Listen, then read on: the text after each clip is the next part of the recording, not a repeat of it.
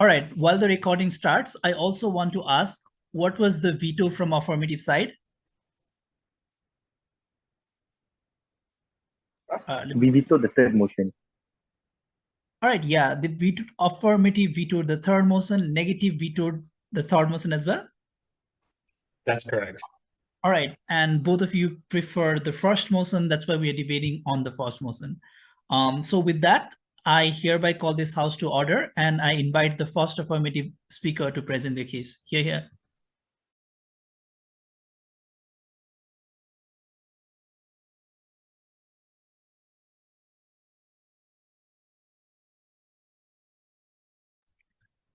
Hello, panel. Am I audible and visible?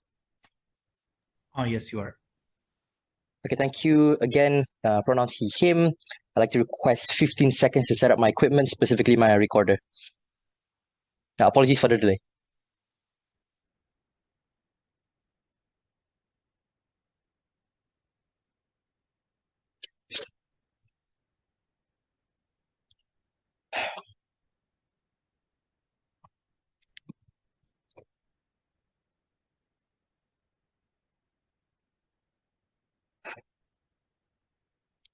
Okay, panel. Sorry for the delay. Set up. Begin my speech in 3, 2, 1. Panel. The point of subsidy, or just any economic emotion as a whole, is 3 main points. Firstly, the short-termistic effects of the people, how they perceive it through their lens, so however much they can understand the economy.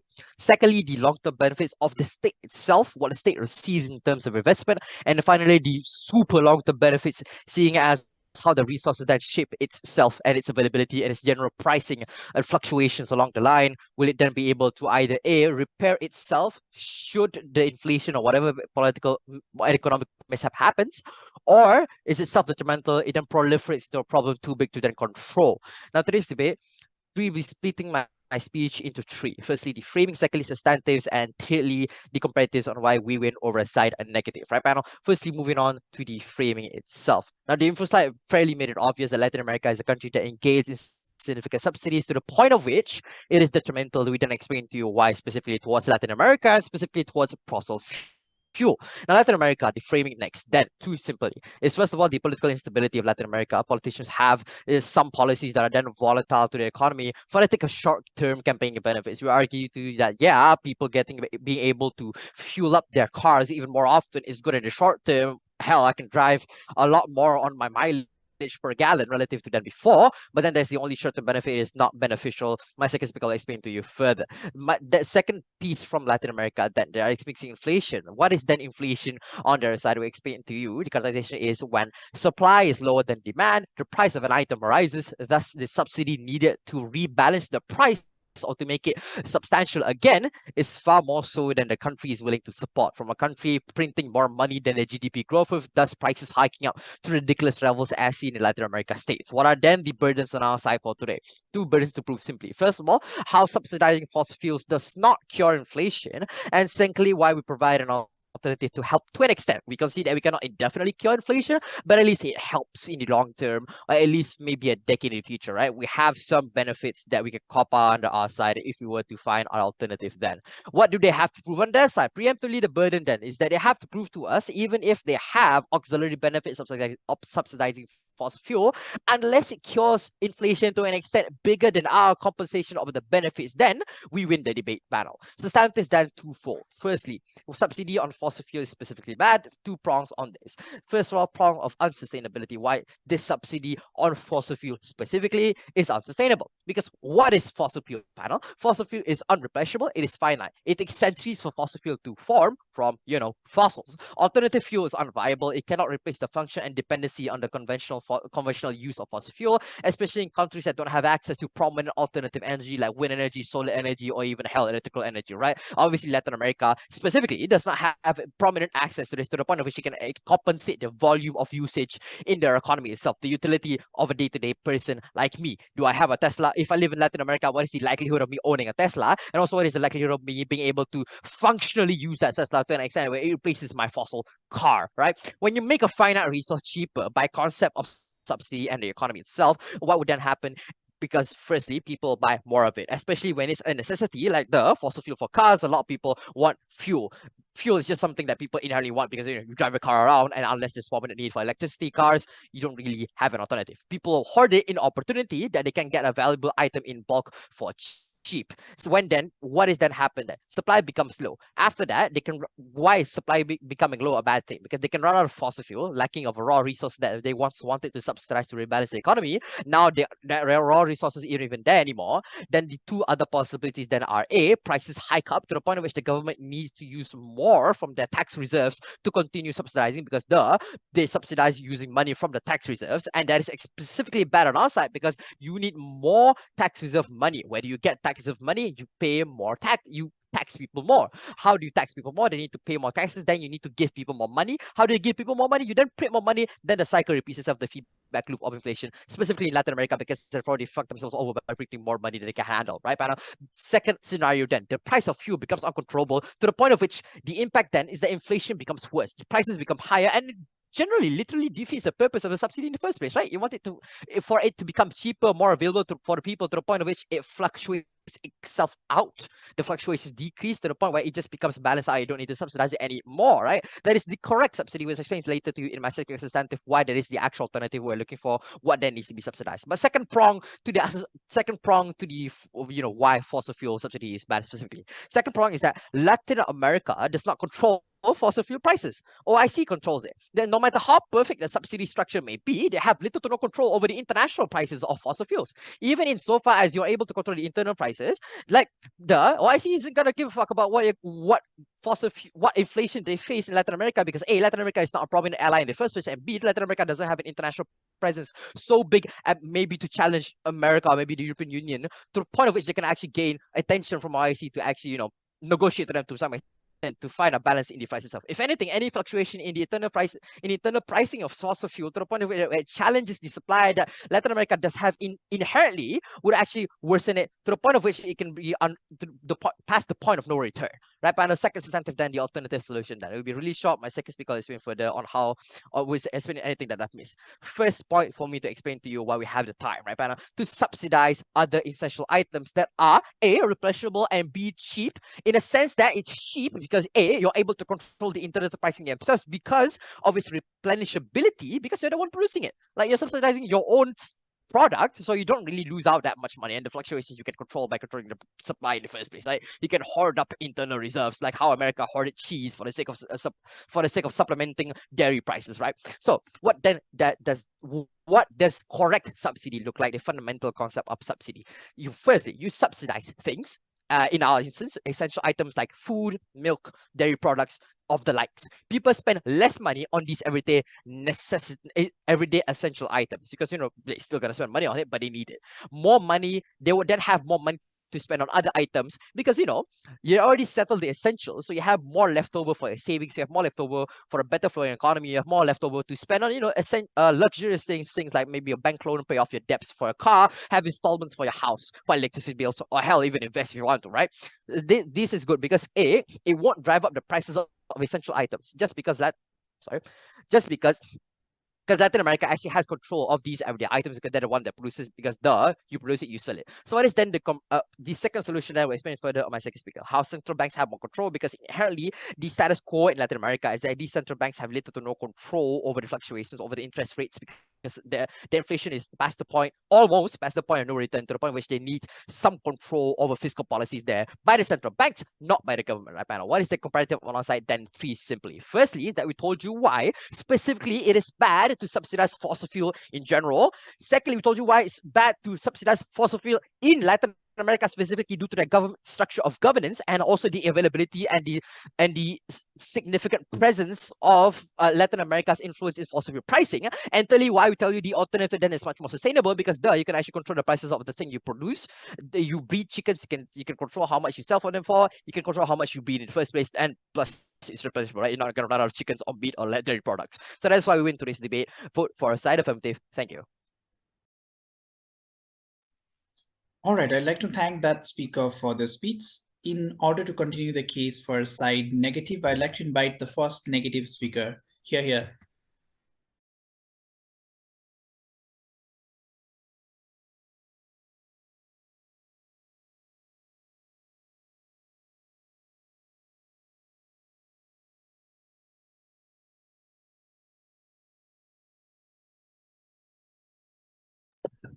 Can you all hear me? Yes, you're audible. Right.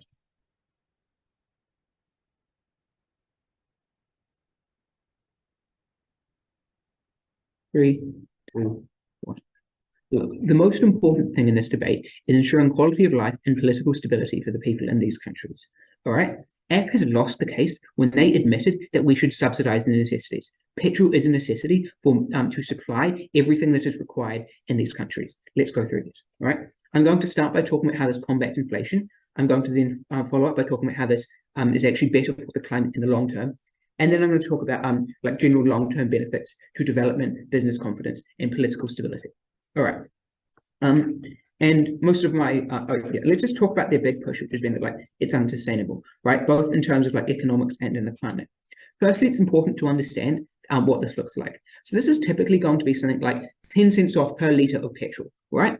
And what that means is that even if the international price goes up, the amount that's subsidized, there's still 10 cents per litre, right? It's like a flat subsidy per unit, okay? Which means that the costs are going to remain relatively fixed to the government. And obviously, this is only going to be a short-term relief during until this inflationary period is over and things return to normal, right? Now, this is like there's still going to be enough in oil reserves for countries to develop for the next 50 years, right? And in terms of climate change, it is insignificant compared to developed countries who are polluting at mass scale, right? And so ultimately, this is going to generate more tax revenue through more economic growth, which is going to prevent inflation. The idea that this is unsustainable, either economically or in terms of climate, is simply false. All right, let's get into these. Number one is the way that this provides a universal subsidy to all products, right? One of the biggest costs in any good is the transportation costs. And like seeing as they don't have a reliable rail network, this is primarily on trucks, right? Which means that every dollar reduction in the price of petrol translates to every good, particularly for poor, rural, isolated communities, right? Who are obviously the most poorest, most vulnerable people and most significant stakeholder in this debate. Number two is the way that it just means that there's more money in bank accounts, right? People need to pay for petrol, to transport, for whatever, right? Like they need to go to the doctors or they need to get to work. This is just going to give people less money to spend on petrol and more money to spend on other areas in their life. And this is obviously extremely important in times of high inflation when people are already struggling to make ends meet. All right. Thirdly is the more macroeconomic way that this helps them keep up in the global economy. Look, fundamentally, if you're going through a recession when people simply can't afford things, it is not a good time to set up business or to move businesses into that country because there's just not enough people to buy your goods. Ultimately, this means that businesses don't want to invest in your country, but they still want to invest somewhere. So they're going to invest in other countries. This means that those countries accelerate their growth and become wealthier and wealthier while your country is left behind. And that is ultimately harmful because it traps people in a cycle of poverty, right? Which ultimately means that this recessions last far longer and the suffering ultimately lasts far longer, right? The best way to combat inflation is to use the money effectively to improve the lives of the working class and therefore strengthen the economy as a whole, right? Secondly, on how this is ultimately going to help the climate in the long term. Right. Firstly, it's important to understand that poor countries simply cannot fight climate change.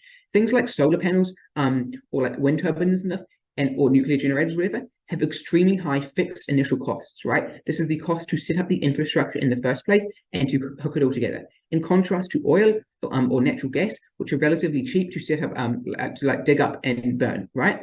Which ultimately means that if you do not have the large liquid cash reserves at the start, you simply will not be able to progress into a renewable economy, which is obviously bad for the climate. So economic growth is a precursor necessary for climate change. Secondly, it's important to understand that the demand for oil is largely inelastic, right? It is mostly being used on essentials, especially in times of recession, and this is stuff like cooking your food or transport, right? You may get marginally more production, but as these are typically developing countries, and especially in a recession, there's going to be far less money for discretionary goods. So this impact is going to be largely reduced, right? And it's important to understand what the alternative is going to look like. Especially in Brazil, the main alternative fuel source is logging the Amazon to get wood to burn for heating and for cooking, right? This is much, much more harmful long-term for multiple reasons. Number one is simple ecosystem destruction, right? Even if you replant new trees, you cannot get back the animals that have died off, right? The fungi, the flora that are dead and will take generations to recover, right? That is not so that the ecosystem is destroyed like in terms of a human lifespan, right? And secondly, obviously, trees take a huge amount to grow, right? And you're getting all these massive massive carbon releases as well, which are obviously bad, right? And you can't take in as much carbon. Ultimately, this just means you're going to get much more climate change from burning the Amazon, right? Which is also going to lead to more political instability, as I'll explain later. As far as you care about climate change, the best way is to combat inflation and rapidly move to the state where you can invest in renewables, which is not where they're at currently. All right. Finally, let's talk about the mid to long-term benefits. Right, I've touched on this earlier, but one of the big ones is business confidence. When you increase investment and business activities, in the developing, business activities will increase in developing nations once prices begin to stabilize.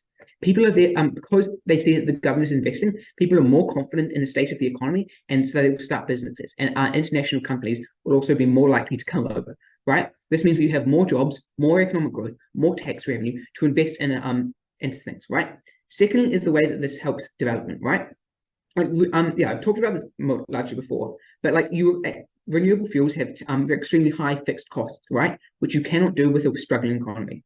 The government subsidies effectively multiplies the force of this money by growing the economy, growing more tax revenue, which can then be funneled into renewable fuels, renewable resources, right? And these can of course develop new businesses around these renewables, which again helps the economy, right? So all of this is important to understand how we get more political stability, which is the most important thing in this debate, right? It's important to understand the context that in a lot of these countries, right, there have been huge alt-right populist uprisings, right? And that this typically is fascism, right? And this is for a couple of reasons. Number one is that poor people, poor uneducated people, typically are very vulnerable to these sorts of simplistic narratives because they don't have the education to recognize it. They don't have the time to devote to studying history to learn about how this impacts people around the world, right? Secondly, there's this narrative of the left wants to charge you for petrol, right? That they want to take away your way of life. They want to make you suffer, right? This is extremely easy to push into an eco-fascist lens, right? Of I need to guarantee my safety and my way of life, and to hell with the environment, to hell with the economy, right? Fascists are ultimately, inflation can also be exploited by fascism because they can say things are getting worse, things are struggling, the mainstream system is not working, we need someone bold to take charge, and these authoritarian figures are not good for democracy and stability, right?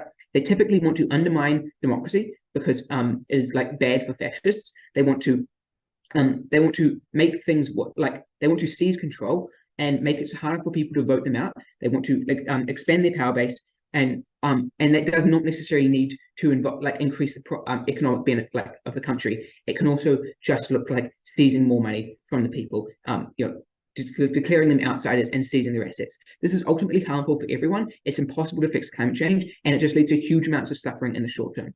Political stability is necessary to fix climate change. It is necessary to fix all of the problems we have with these societies today. And if you actually care about improving things, you need more political stability. You need to support it. And the best way to do that is to invest in the economy, because educated, wealthy people are the best people to push for change and stability. All right, I'd like to thank that speaker for the speech. In order to continue the case for side affirmative, I'd like to invite the second affirmative speaker here.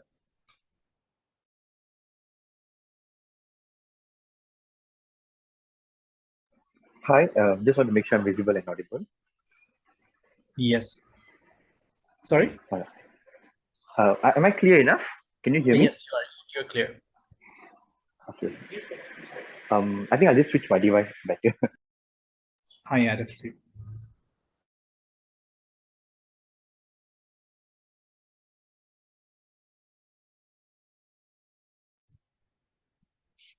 Hi, is this better now? Yeah, it's much better. There's no disturbance now. Okay, all right. So, starting my speech in 3, 2, 1. Panel, to combat inflation, it isn't a single stop solution where you specifically target one form of consumer product and try to heavily subsidize it in the hopes of trying to combat inflation as a whole. That is what I'm dealing in my speech. Let's begin with few responses. Firstly, they came up with a claim that, the amount of subsidy is fixed. It won't affect the price or the amount government is trying to balance up. I think it's not true at all. Why? Because when price increases, either A, the state themselves have to subsidize the increase in price, or B, the people themselves have to pay and make up the cost. That is why it is very important for the characterization Harith gave to you earlier. Global incidents and the supply-demand market, which manipulates the price beyond the power of Latin American countries, has a huge impact in the amount these countries have to subsidize from time and time. If the price increases, it is either two things going to happen. A, your state has to fork in more money in order to meet the inflation that's increasing, or B, you will have to let the people of your state to suffer by paying for. Therefore, there is no purpose of you trying to subsidize that single field where that thing is not within your control. What is the comparison that Harith gave to you in our world in terms of subsidizing consumer staple products like bread, like eggs, like meat? These are things within the control of your power. State governments have power to set ceiling prices. For example, for eggs, for chicken. These are things which they can control the market and also influence the prices, which has much more guaranteed benefit in terms of making it accessible for the poor people to have access to and buy to these things. Now, the second response then, in which world do people use money effectively to improve the life of the so-called working class coming from opposition? The first question is, how do you improve your life quality? I do concede the fact that yes, transportation is one of the important things we need in our life. But note panel, subsidizing heavily only on fuel reduces the fuel price. But what about other consumer staple products like I told you? What is the scale here for you to break this argument? Note, the ones who are primarily using transport daily is the working class. But note the second comparison. The ones who need staple product, for example, food, regardless of your age, your occupation, you can be a 60-year-old person or you can be a 10-year-old kid buying food at canteen. It affects every single person within the country. That is why we are emphasizing to you, you should, instead of trying to subsidize this specific sector of fuel, subsidizing these consumer products is much more benefit because the scale of benefit that transmits to the people is much more larger. What is the positive material in my speech here today? What is the main reason, panel, we need to understand inflation occurs within the Latin America country? Note that the central banks within the region actually have weaker credit management system compared to other regions like Asia, Europe, and Middle East. The inefficient management of credit and cash flow is what impacts the surge in price, since there's unlimited demand within the region, but there's only limited supply coming in. Therefore, even if you continue to pour money, choose to subsidize these fossil fuels coming into the country, as long as the central banks are not solid with their credit management, inflation is still going to bound to happen. This means if central banks keep printing more money to meet the government's need, try to subsidize more fossil fuel. Therefore, the value of things is still bound to decrease, and the price of things will increase regardless of the subsidized package you given. Even worse, in their world, you are nuancing this subsidy only towards one product. The comparison in our world is it has larger scale of benefit to the large group of people. What is the second positive material then? Who actually controls oil price in the world? Earlier, Harith told you it's not the Latin American people, it's the Middle Eastern people. But on top of that, there is also British corporations who are actually raking in all of the biggest profit. Note panel, whenever there's a risk in the supply chain, for example, a mining site burns down, obviously reduces the supply and the prices are bound to increase. When this happens, the power dynamic to control the price of the fossil fuel is no more within the hand of Latin American countries. That is why it is very hard for you to manipulate and try to give subsidies when it's constantly changing and fluctuating. What is the second example then? Oil price is also constantly affected by global incidents. The most easiest example is, panel, when war broke out between Russia and Ukraine. Certain countries are actually barred from receiving or even selling oil to each other, which again pushes up the price of oil since there's only limited amount of supply within the market. Again, when this happens, government are bound to increase subsidies to please the people. The conclusion of this argument is simple, panel. There is no government in Latin America country that single-handedly is able to control the price or the global production. Why is our comparison better? When we subsidize daily need, first, it relieves the immediate need of the people. Of course, like I said, transportation is important. But when you compare the food that you eat every day and the ability for you to commute to your work, the food that you eat is much more important. And the scale of people that we provide this food also is much more larger. What is the third question here then? Why subsidization in Latin America countries is more of a political move rather than an economic move? Note, panel, that most of the regions have already a crisis, for example, of riots, protests going on. I think the easiest example would be Panama. When the election is near and is about to happen, the Prime Minister all of a sudden announced subsidy to subsidize more than half of the current existing oil price per gallon after there was street protests and rioting. Of course, on surface level, it looks appealing. It looks to relieve the people's anger. Why politicians are bound to do this without taking into consideration the long-term economic harm? Note that politicians have an active incentive to stay in power for the next term. So definitely they want to pass subsidies that looks very helpful on the surface and is appealing for the people. But the economic footprint damage that they leave in another 10, 15 years is irreversible. Why? When there's too much of money flowing in the central market, combined together with when there's too much of money being printed, combined together with a failing central bank, this is a disastrous recipe for an economic recession, which is irreversible for a country to recover back even its years then. What is the fourth question then? What are the additional harm that these subsidies impose? First, it incentivizes more raking in or exporting of fuel within the country. When more people consume and use fossil fuels within your country, it is going to release more carbon emission. Latin American countries already have a large carbon footprint to the world. With this accumulated concession now by a whole region, it becomes more worse for the world and also the region. Note panel, in terms of how do we rake in these private corporations, Op told to us, you know what, when you choose to subsidize this fossil fuel, you have companies coming in to support and subsidize. This is not true, because note, the global trend is all the countries are moving towards the green and global sustainable growth. But when Latin America alone as a region is moving away, you are less likely to have foreign investments now to help you transition from fossil fuel into renewable sources of energy like green energy. Why? Note, many corporations have a certain standard to meet, especially ESG rating, which is the environment, social and governance. This ESG rating is very important because it impacts the share prices of the market, which is released by the BlackRock company. So when it's being released and you're supporting a country that's constantly producing fossil fuel and your ESG rating is low, your share prices will drop. Therefore, there is no incentive for these foreign investors to actually come into Latin American region and pump more money into transferring into green energy. What is the comparison then? When we choose not to, when we have a global crisis of oil production, it becomes an immediate and necessary issue. That is when these foreign companies have an active incentive to try and capitalize this opportunity, help the country to move into foreign markets. Why would they do this? When they build their own local plants, power plants, A, they're able to gain economic benefits. For example, they get labor forces, cheap labor forces. B, they're also able to produce more green energy within locally and charge for it equivalently within the country. All this is only able to happen when the unsubsidized price is flying above the market where people can afford, and there's an opportunity for these capitalists governing green companies to take this opportunity. What is the last question then, panel? Is this subsidizing of fossil fuel a sustainable decision for long run? The first question and the most important question they failed to answer is, how long are you going to be subsidizing the people? Sure, it was very easy coming from the first opposition speaker until the price stabilizes. But the problem and the proofs that we have given you, there is no finite time period where one person can say this is when the market will stabilize, because Latin America is not the one holding the power dynamic. So it is no point if for year after year, month after month, you're going to pour billions of money trying to subsidize from 1% or 2% from your GDP amount. It is going to be detrimental for your country and not sustainable for long run. For all these reasons, I've never been proud to propose. All right.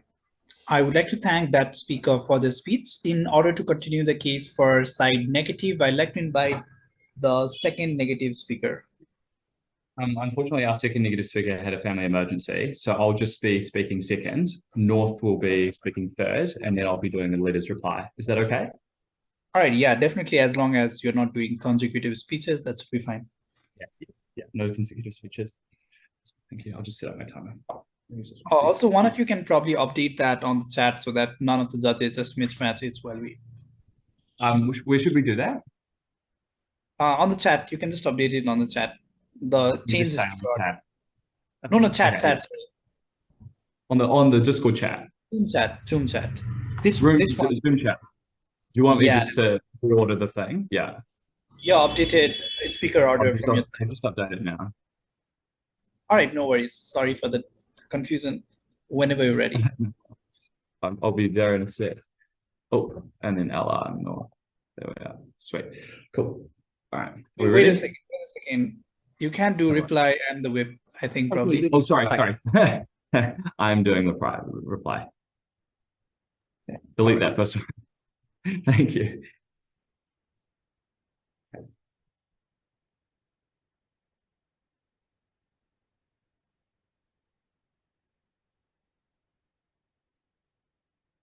What we've heard from the affirming team is a real lack of engagement in our mechanisms on why this, increases why this increases the ability for producers to produce those who use fossil fuels in their production, heavily reduce in their inflationary pressures and can pass that on to the public. We heard that immediately ignored at second neg who came out and said it won't affect inflation because it's one product. Yes, it is one product, and that is some kind of appealing logic. One product can't affect inflation. This is probably the biggest product that is involved in the consumer price index.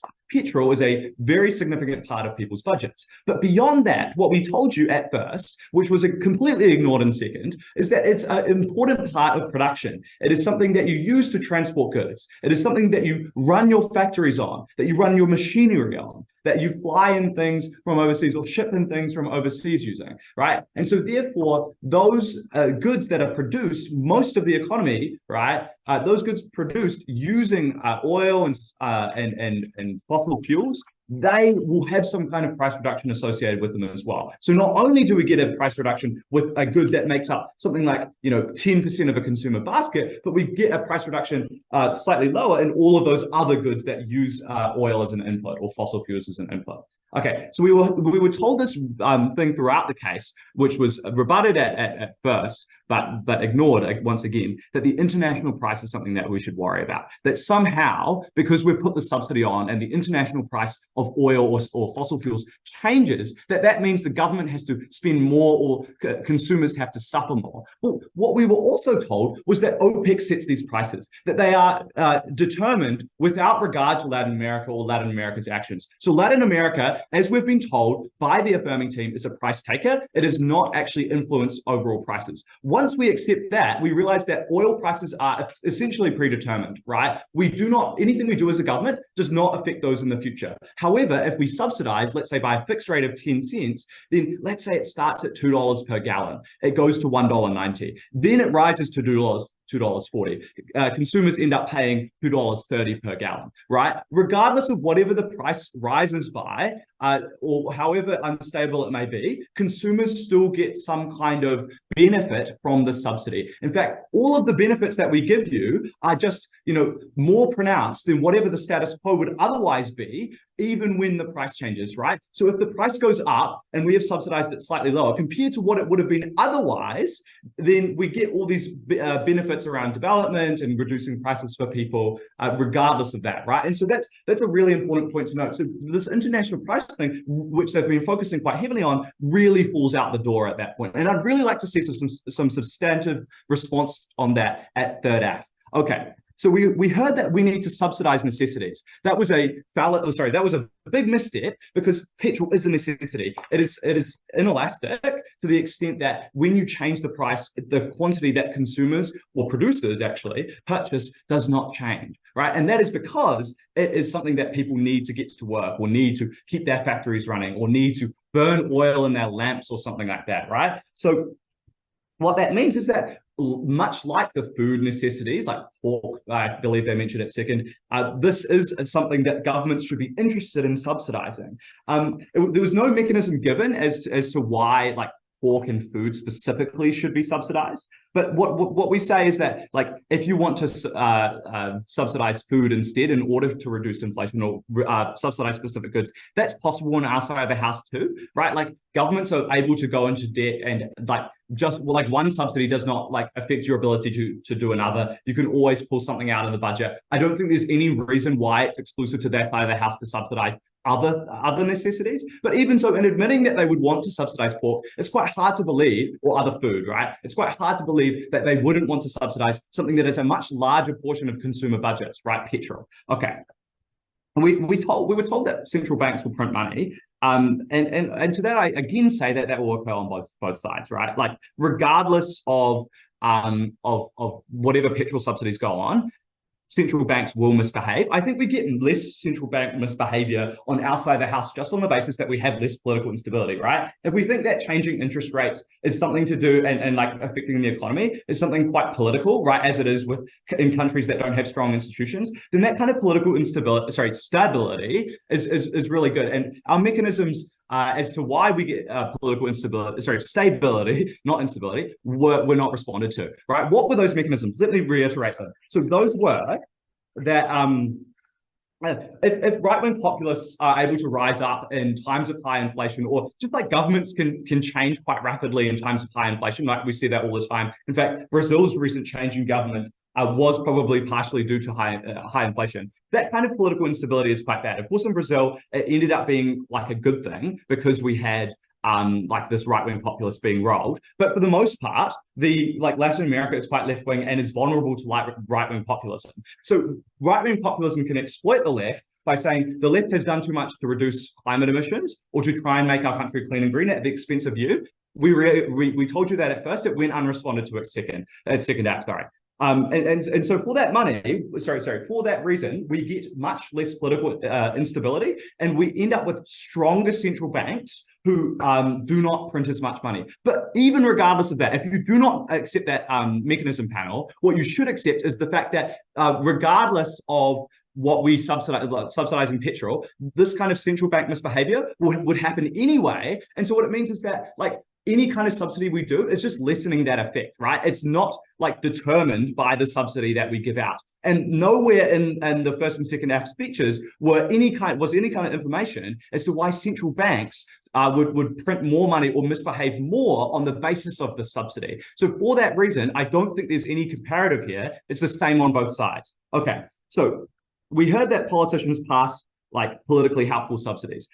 Yeah, that's true, but we were told in the resource material that these subsidies were specifically to respond to inflation. Once you've accepted that, you realize that these are not politically motivated subsidies, right? Sure, maybe they help people, and to that extent they're politically motivated, but they're not short term. We're trying to outlast inflation here, and to that extent, this is permanent or at least midterm, because this inflation is going to be here for a decent bit. And so therefore, it's not one of those politically helpful ones. We heard that foreigners won't invest in fossil fuels because of the ESG. I don't think that's true at all. I think foreign institutions are perfectly capable of doing things in developing countries where fossil fuels are being used. In fact, if the ESG limited that, they would be seriously limiting to BlackRock. And I think that would be just unethical, right? To not invest in developing countries on the basis that they don't have their wind farms set up and hydrothermal stations and geothermal stations set up. I think that's entirely unrealistic, and just a basic sense check would tell you that overseas institutions like BlackRock are perfectly willing to invest in those kinds of standards. Okay, we were also told this last little thing of climate change and that being a negative effect there. I don't think I don't think the impact on climate change from the marginal tiny increase in the consumption of fossil fuels, remember this is inelastic, is actually in any way comparable to the benefits that we gave you in terms of development and political stability, right? Those are so critical. We're not responded to at second. I am proud to oppose. Thank you.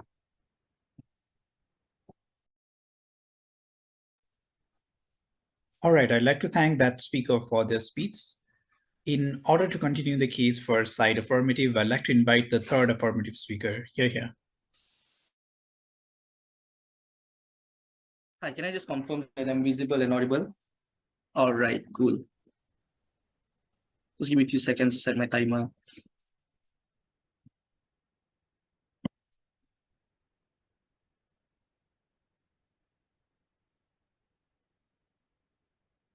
Starting my speech in 3, 2, 1.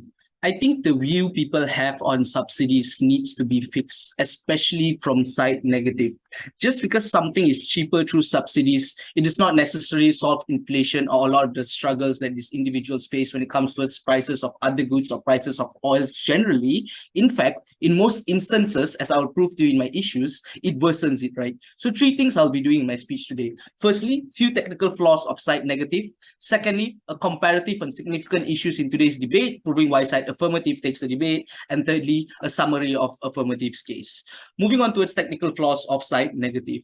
4 technical flaws. Firstly, panel, side negative has been very uncharitable since the start. They didn't want to engage with the alternative. They didn't really want to engage with a lot of the arguments on how we explain to them explicitly on how the prices of oil would inherently increase. So a lot of the benefits that they wanted to talk about wouldn't really be achieved with.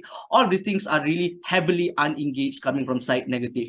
And most of their benefits are contingent on inflation actually being solved, right? Because if you look at the benefits of side negative, they talk about business companies actually coming in and investing. They talk about things like right? Entrepreneurs probably coming in and trying to invest and just having more money generally inside these countries, right? But we don't think that's necessarily true if inflation is such a problem on your side, right? And I think it's important for side negative to understand what they're defending, right? Understand that you're defending a country that has done this for several years, or at least for a long time, but still inflation is a heavy problem on your side, right? So you still have to justify to us to a certain extent why these countries, even though they're doing it right now, inflation is still a big problem, right? So I don't really get what side negative is trying to talk about. Thirdly, look, we get that people need oil to travel, right? We get that people need these oils or these fuels to probably travel or to fill into their cars and to travel, right? We get all of this, right? But side negative has never once proven towards us how do they ensure that these prices remain the same and inflation will be better generally, right? They never told us, they never engaged to us on the possibility that these prices would eventually increase because of the low supply, and I'll explain that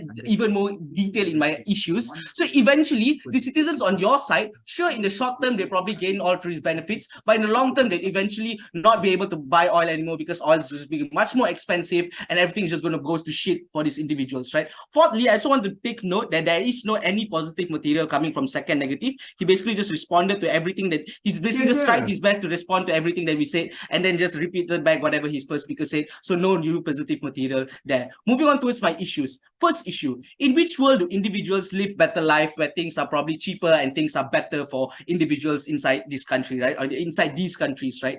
Few layers towards this issue, right? Firstly, panel, before I properly move on towards my responses, let me just clarify again on our stance, right? Why do prices of oil worsens inside negative? When you subsidize something as unreplenishable or hard to come by like oil or fossil fuels, that's when these things will eventually run out. When the supply of these oils are less, that's when the prices of oils increase eventually and inflation happens. That's a very simple way of putting it. So it's basically explaining on this idea that if these things are already very hard to replenish in the first place, right? Fossil fuels are very hard to come by in the first place. So we think that when you subsidize these kinds of things, it leads towards individuals buying it in the first place. And then eventually the supply will decrease and the price will increase and inflation happens. And we don't think that it will solve the problem that side negative wants to solve, right? Secondly, eventually the citizens on your country will need to pay more tax, right? Because eventually the amount of revenue or the amount of subsidies that you're going to put inside these subsidies that you put into oil would eventually increase when the prices of oil increase over time as well, right? So the amount of tax that these individuals are eventually going to pay towards this country, taxpayers' money is eventually going to increase if you want to remain these subsidies or you want to keep it going on for a long time. What does this then do, right, towards the citizens? One thing it does is that it makes a citizen pay more taxes and reduces the spending power that your citizens have. This then results in things like your citizens not being able to boost the economy by buying goods like how you claim inside negative. Because their spending power is already less, eventually when the prices of oil increase, we think that eventually they won't be able to spend on boosting the economy of the country, and eventually it wouldn't really help inflation in the first place. Thirdly, the only benefit negative have that is not contingent on inflation being solved is, hey, at least we help our citizens. But understand that, are they really helping them though? They didn't really clarify to us how to help them with engaging to arguments, right? And if you also want to look at helping your citizens, we have that on our side too when we provide you alternatives like subsidizing goods, right? So we don't really think this is something that's mutually exclusive on their side, right? And also understand, because eventually on side negative, they're going to be putting in so much money inside subsidies for oil, eventually the expenditure for other sectors like healthcare or other sectors like goods and aids would eventually just decrease and wouldn't be as effective as they claim it would to be. Fourthly, our alternative is very simple, right? Subsidize goods. Like you said, we need to help our citizens, right? So we think it's justifiable that we subsidize good. Why is it then okay to subsidize goods but not okay to subsidize oils? Understand the difference between goods and oil or fossil fuels is because goods are replenishable towards a certain extent and easily replaced, right? Therefore, supply is unlikely to be low when it comes towards goods. We see a lot of countries subsidizing their goods in fight for inflation because of exactly this, right? Goods are very unlikely to suddenly run out of supply. Therefore, inflation is very unlikely to happen when it comes towards subsidizing goods. And subsidizing everything aside, negative wanted to argue, they said, hey, if you want to subsidize good, you know what? Negative said we're going to subsidize good as well. So on their side, they're subsidizing goods, they're subsidizing oil, next thing they're subsidizing everything. And I don't know where on earth they're going to get all this money because, like you know, Latin America isn't really the richest country of all. Understand that money is a finite resource, so we can't really be subsidizing everything, can we, right? So what is the way here? On the affirmative side, at least on our side, even if we don't really help with inflation, even if we don't really improve it, at least we don't worsen it, right? And at least on our side, we'll still be able to help citizens, which is what side negative wants. So I don't see what's negative's problem with us.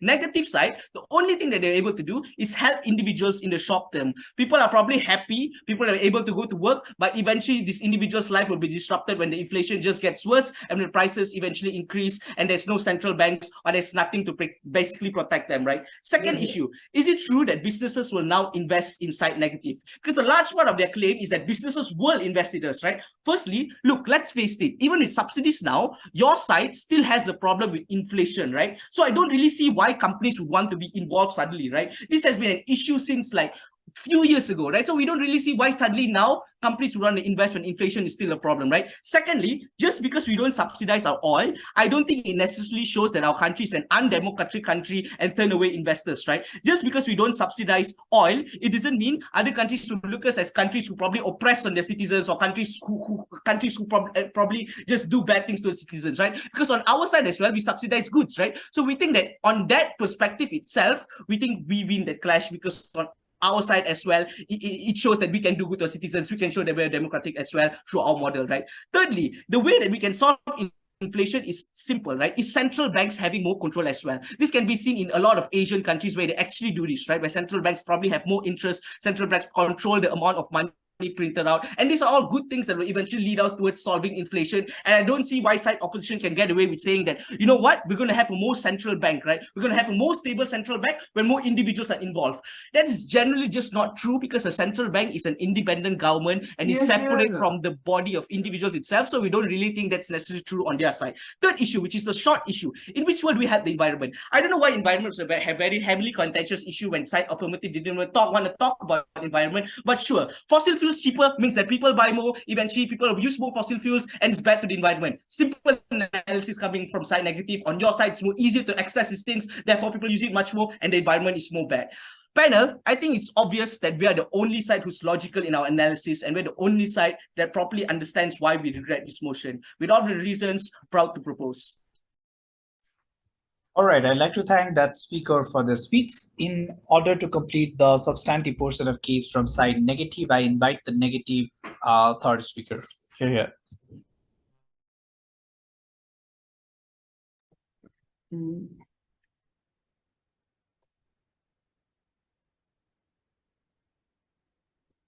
Look, most of our material has gone unresponded to, and so unfortunately this is going to be a very repetitive speech. I'm sorry about that. All right. Look, I'm going to start by talking about how inflation is reduced under our side. Then I'm going to talk about the decision about what to subsidize.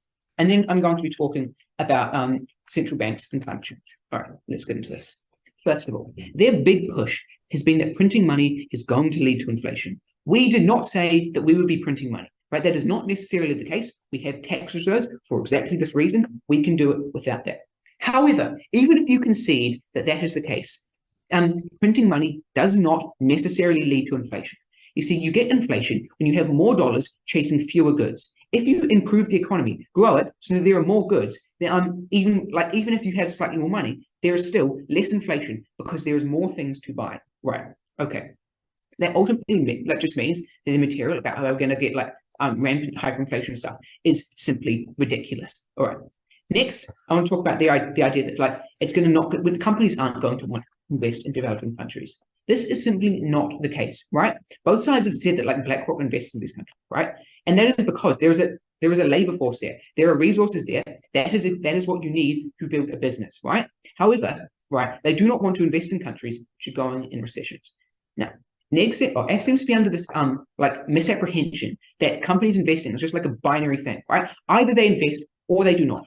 That is simply not the case. What we are saying is that we are moving the needle, making it more likely for companies to invest, right? There are some companies that are never going to invest in there, right? And there are some companies that are always going to invest in there. But we get more companies investing than not, right? That is important to understand, okay? Ultimately, we get less inflation, okay, because people have less money, have more money in their bank accounts, right? We're able to keep up with the global economy, and that means that there is less inflation in the long term, right? Because it is more stable, because it is more connected to the international markets, okay, which are generally stable, right?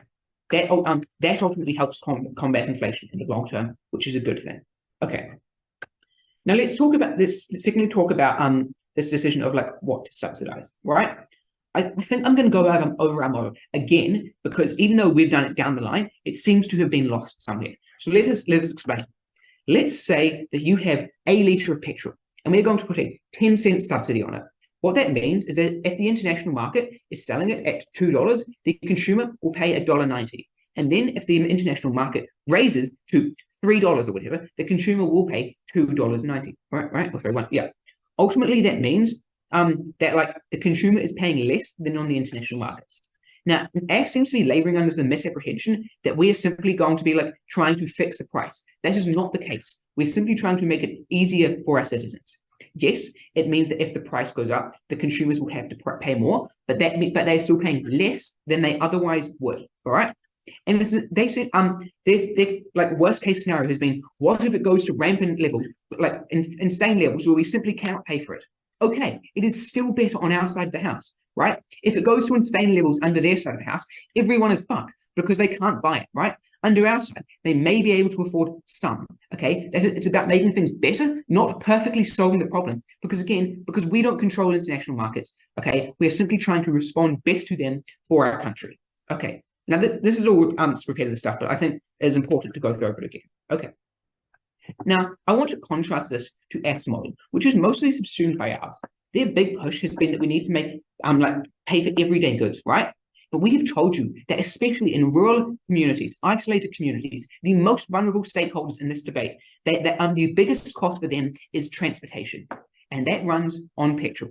We make everything cheaper, including, and that includes food, right? Everything includes food, which I think is something that has gone lost.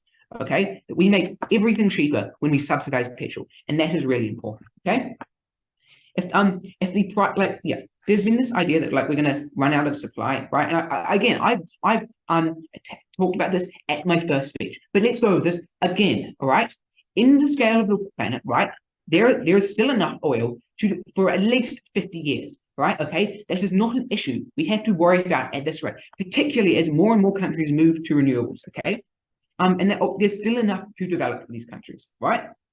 Now, secondly, as the amount of oil coming into these countries is relatively fixed, right? But the amount that the consumer can buy is not, because they're simply unable to afford petrol, example, right? If the price decreases, the supply available to the everyday person increases, and that is what matters, okay? Because they're more able to engage in economics when they're able to afford petrol. If they're entirely shut out of the market, they just simply cannot contribute, and that is bad. All right, that means that you're going to get less economic growth, less economic output. You're going to be stuck in this inflationary spiral where no country wants to invest in you because they know that you're just going to do this. Like, right? Okay. So ultimately, we improve the quality of life by subsidizing petrol because it touches everything, right? Because it improves the economy and businesses as well. Whereas subsidizing like food and stuff only affects consumers, right? But you cannot. It is hard to make a business off that. Right, because the business costs are still extremely high. In contrast, oil affects everyone. That's what makes it so good and so much better to help. Okay, they've had this idea that like central banks need more power, and that is the way to fix it. That is simply not the case in developing countries, right? These central banks are not independent in developing countries. They're like used as political tools. This is a problem, yes. But you're not that is just something we have to work around in this debate. We don't have the power to just make them independent, right? That requires rooting out corruption, right? And to root out corruption, you need to make it more profitable for people to toe the line rather than to break the rules. And I'll give you one guess as to how you do that. Hint: it's fixing inflation. Okay, right? This is the reason that central banks are more stable in developed countries. Okay, if you want a strong functioning central bank, you need a strong, robust, stable economy in the first place. Okay, and that does not happen under AF's model. Okay. Finally, about climate change, right? And this is an important thing to understand in terms of political stability, which is again the most important thing in this debate for ensuring quality of lives for everyone. Okay. We have told you that right-wing people can use climate change to seize control of parliament, and to undermine democracy, to make quality of lives worse for everyone. Because the impacts of climate change affect the poorest, right? And they want to see strongman leaders. And because if you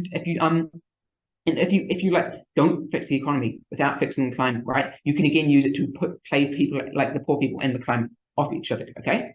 If ultimately, you need a strong climate is necessary for political stability, and political stability is necessary for the climate. Okay. Ultimately, this debate is come down to which side guarantees more political stability. Without stability, businesses cannot invest, people cannot build lives. They're stuck in this loop of building something, having it destroyed, building something, having it destroyed, and giving up.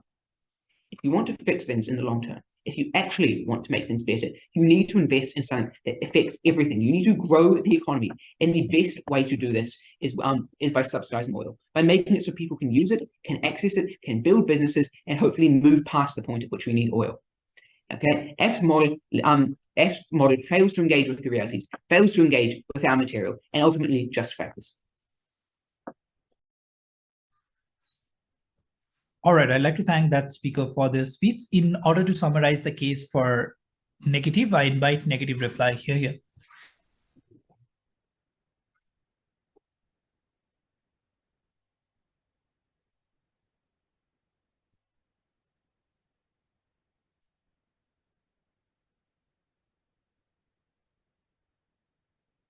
It's quite clear that at third act, they had dropped their love of subsidies for goods that they regarded as necessities and realized their mistake. I think it's pretty clear that they were quite wrong in first and second to come out and say that petrol is a necessity, and they've definitely acknowledged that at their third speaker's speech.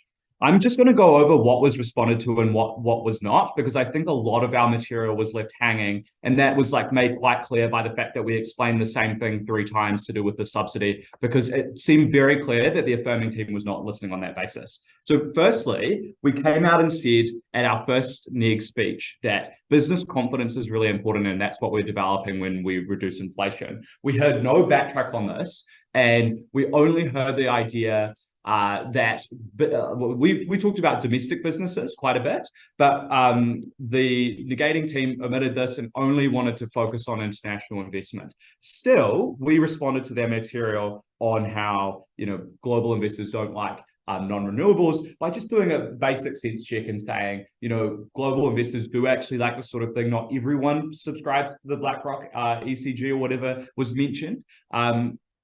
And I think this went unresponded to at the third speaker's speech. So on that basis, we see that that business confidence and overall investment does actually increase because of the subsidy, because we have less inflation, right? We also heard from our first speaker that development requires us to expend fossil fuels, and this was something that was just completely not touched on, right? And it's something that's important to note, because the moment we subsidize the very thing that development hinges on, the moment we get development really rolling or accelerate its pace. And that's quite important, because as we heard, well, these fossil fuels aren't renewable. We have enough to do to develop in the next 50 years, but it would be helpful to accelerate that process and use some of those fossil fuels to develop and get ourselves wealthy so we can pay for those fixed cost renewables before greedy Western countries come in and take them all, right? Because they consume at a much greater pace than these developing countries do. It is quite like hypocritical for us to like say to these Latin American countries that they should not be consuming those sorts of like materials, when it's very clearly the West that needs to like reduce its emissions. And I think overall our case is hinged on the fact that we need to get everyone out of poverty before we, you know, think about these countries specifically playing their part in climate change. That can come down in the future, but for now, we need them to actually develop. And those benefits to our stakeholders of poor people and just really everyone in Latin America has just been completely overlooked, right? At no point has the affirming team been trying to fight for those people. We have continually been trying to fight for price stability for these people, for business confidence so they can feel safe in their economy, and for political stability, right? That's another mechanism that went unresponded to. We told you why there would be better political stability in every single part of our speech. And I told you specifically at my second speech that central banks would be improved in their ability to function by political stability. It went completely unresponded to at third, who just decided to talk more about central banks and say that they won't actually be affected because they're already independent. I don't think that the affirming team gets the right to say that these countries are particularly politically unstable and have weak institutions, and then say, oh, the central banks of these countries are strong and independent. That is just not, like, those two don't mesh. Like, one of those is true, and our team believes that those central banks aren't as good as the affirming team seems to say. And we do believe that characterization that the Latin America needs an improvement in political stability. We also heard this idea that subsidies are vulnerable to changes in international price. That went well responded to in our team. And I think it's very clear that subsidies help no matter what, especially when the international price is completely out of our control. At the very least, we reduce it at every point. Thank you. All right, I'd like to thank that speaker for their speech. In order to summarize the case for affirmative, I invite affirmative reply.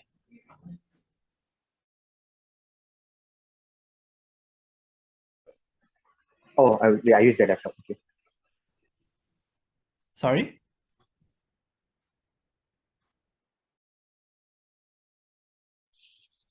So you can start whenever you're ready. Sorry, I was just transitioning again. All right. Am I loud and clear? Yes, it's fine. Okay, cool.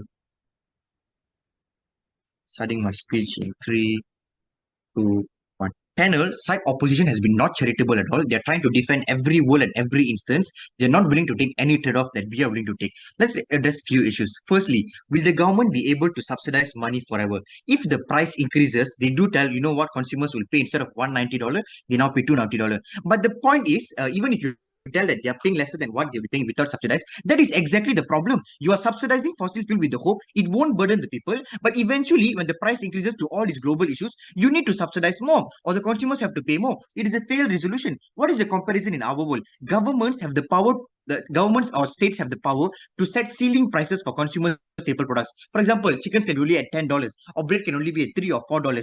When you bind together these subsidies towards staple products and government ceiling prices, that is when you're truly able to achieve solution towards combating inflation, because buyers now have better buying power towards a wide range of products instead fossil fuels only. I can buy biscuit, bread, meats with the subsidy affirmative gives based on people. But in the world of opposition, you nuanced it specifically towards oil only. What is the second question then? In which world the solution to inflation is sustainable?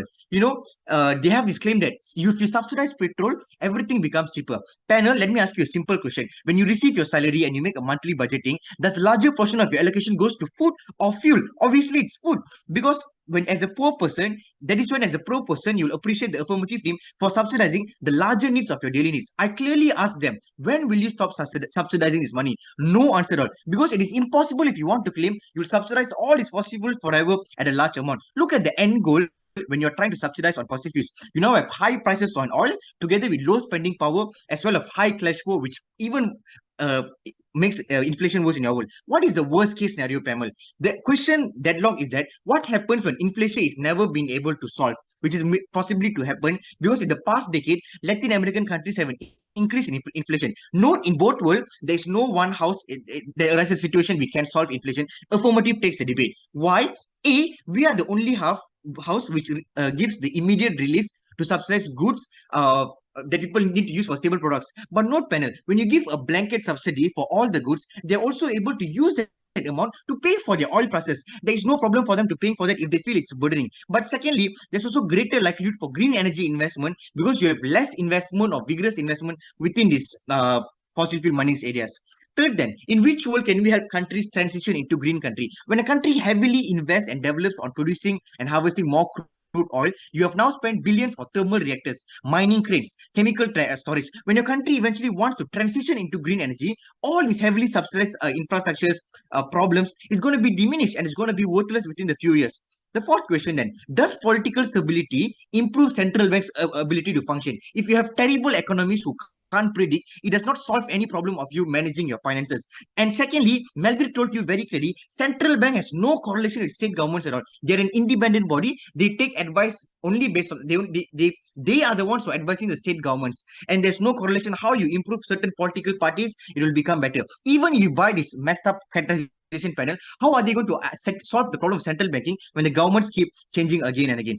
Fifth, then, will subsidizing fossil fuel affect the subsidies of other products? This is a blatant claim coming from opposition panel. You need to concede the fact that money is a finite resource. It is not an unlimited resource. You cannot continuously buy subsidized oil and also subsidized bread. You need to have a trade-off. But panel, even if you buy this delusional mechanism and somehow they can now subsidize oil and also staple products, note inflation is going to be even retrospectively worse in their world, because there's a lot of money being printed, a lot of money being channeled. Money is eventually going to become worthless. That is what happens in countries like Venezuela, Zimbabwe, where people literally use money to wipe the toilet papers. The final question then, in which world will we encourage corporations to invest? We told you very clearly, ESG is a very important component because it affects the share price, and companies are very careful in investing green countries. Now we order to propose.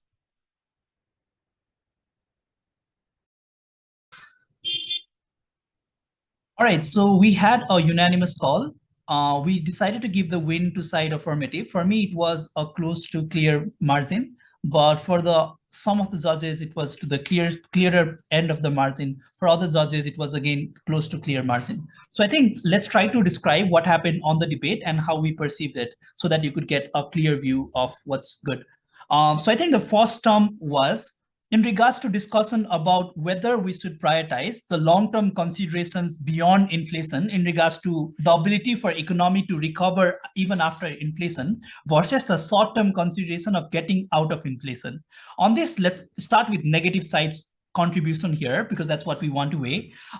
Negative sides gives a few analysis. One, in regards to how a lot of other infrastructure and economic resources are contingent on fuel. And at the point you are able to subsidize fuel, you also rejuvenate this infrastructure. It also inspires business confidence in the way that now businesses are able to run and sustain, that allows them to probably go out and do something productive that can oftentimes contribute to this country getting out of that inflation.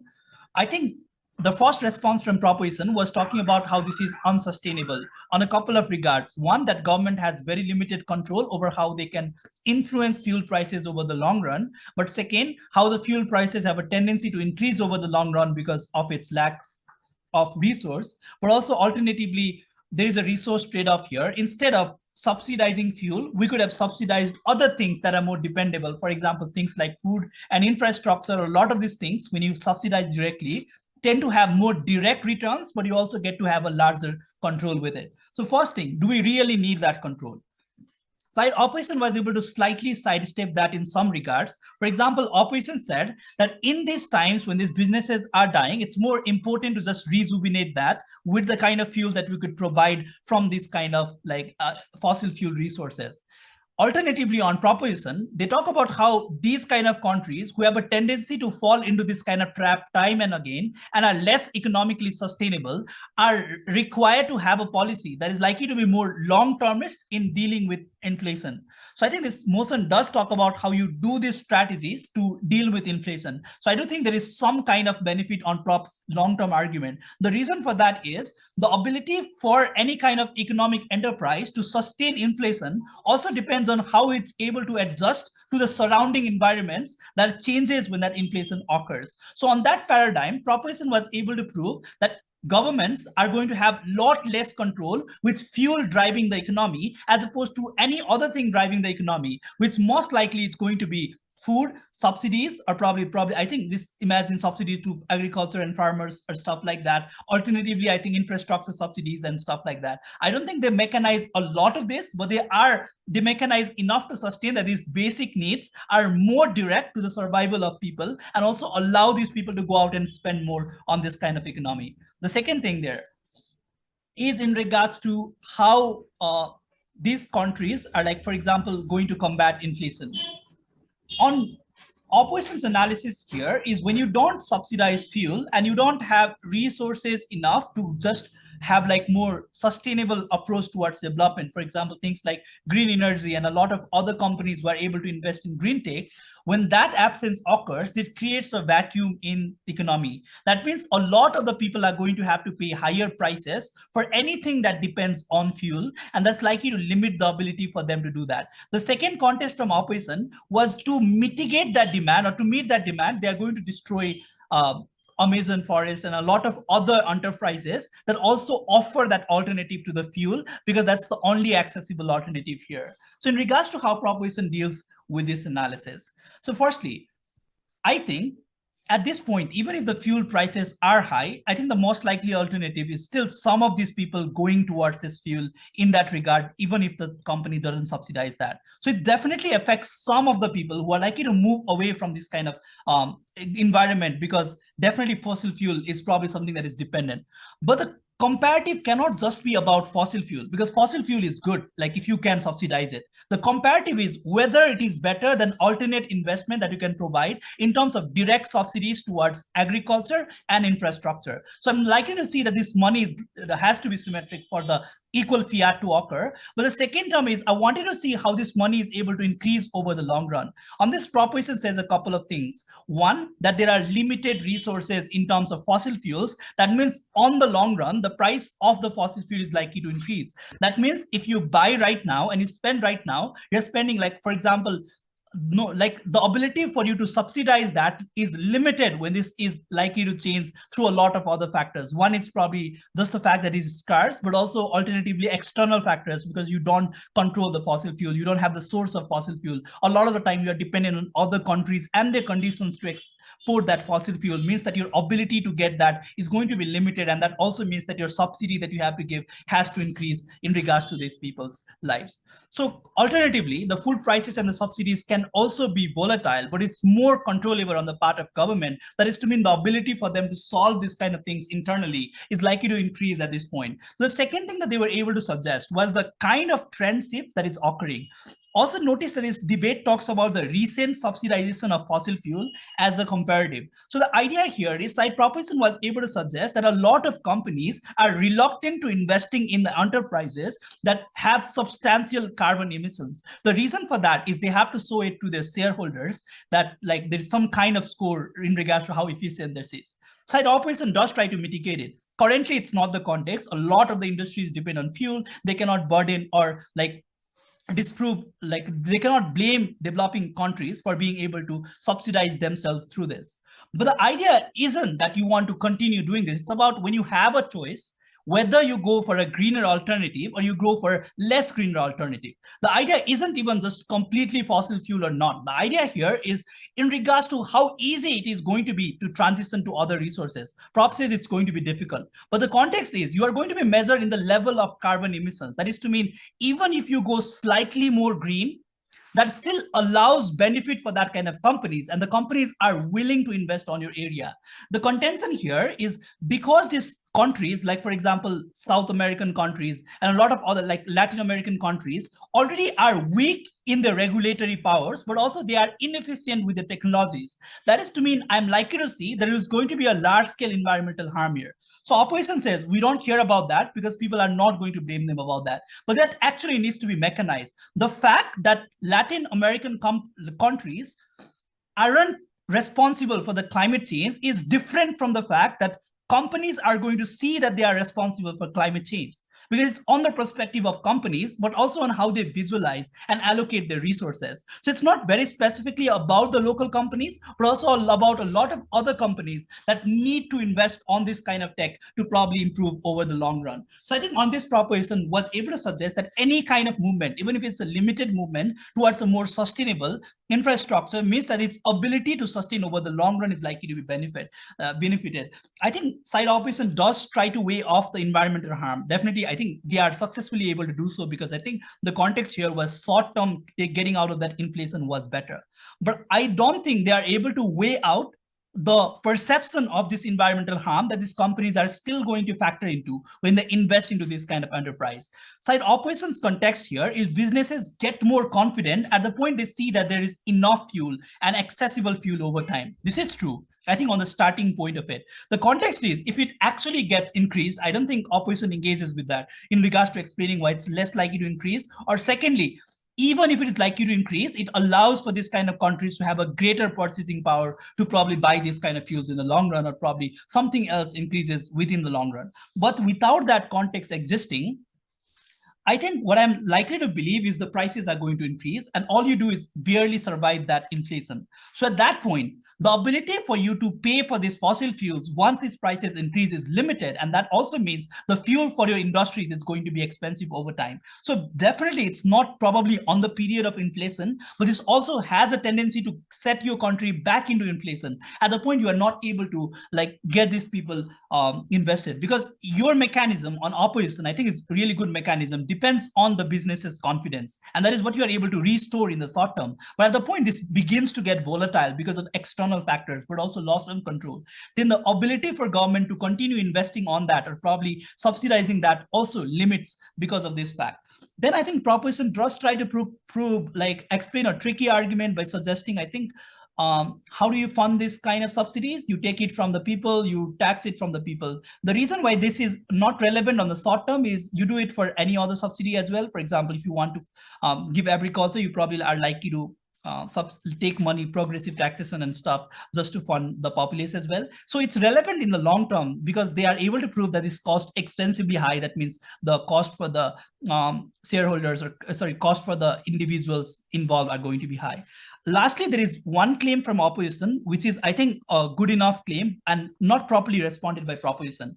Side opposition is able to bring about how the middle class and also a lot of other people who can actually go out and functionally involved in an economy are likely to be more confident with oil resources than probably around the other people who are looking into sustainable areas. So I think, give me a second here. All right, two things here. One, that when you don't have this kind of resources, you are likely to go into a cycle of poverty. That means because your economy is slightly stagnant on the short term, that means that you are likely to be more poorer. The more poorer means that your ability to purchase reduces, and more people enter from the middle class into a lower class spectrum. That also means that there is a large divide between poor people and rich people, and that's something that's likely to be harmful. The context and proposition, I think proposition to some extent consents to this, right? Suggesting that currently it's very expensive to probably have an electric car at that point, and that's probably how the governments run their campaign against this. But I don't think they provide a complete mechanism for solvency. They just say that moving to a greener alternative in the long run will solve the problem, but there's still a short-term problem in there that's existing there. I think there are a couple of ways they are able to mitigate that short-term problem by, I think, this making it symmetric by saying we focus on infrastructure and food, which are equally as important. So at this point, none of the teams have weighed which is more important than other, rather than just saying that, oh, fuel is able to run companies and businesses. But what does that do to food and like industries that are most essential for people's survival? So once that link is proven, I could credit negative for that link on fuel being able to revive the economy, because economy is just an arbitrary random word. The effect of economy on people is what I think I and probably the rest of the judges are concerned. So it's important to mechanize what that effect is going to be compared to the effect of direct transfer probably, or probably directly subsidizing food or stuff like that. Maybe that probably means that you subsidize food or subsidize agriculture, but because of inefficient means or something like that, it's less likely to go out. But also in the long run, how all of these depend on fuel in regards to how, like, for better food technology, for industries upscale, you require using the kind of equipments that depend on fossil fuel, stuff like that. But also, I think what you were able to slightly touch on was just assert that these were dependent on fuel. For example, I think your life is dependent on fossil fuel, but you need to be able to explain why, because otherwise it just becomes a claim as opposed to a fully proven arguments. So I think on that category, I think some of the arguments did come close to discussing the main attacks that side affirmative was able to pose, but we're not able to completely negate the effects of that. So if you see what I mean, that's my call and the OA as well.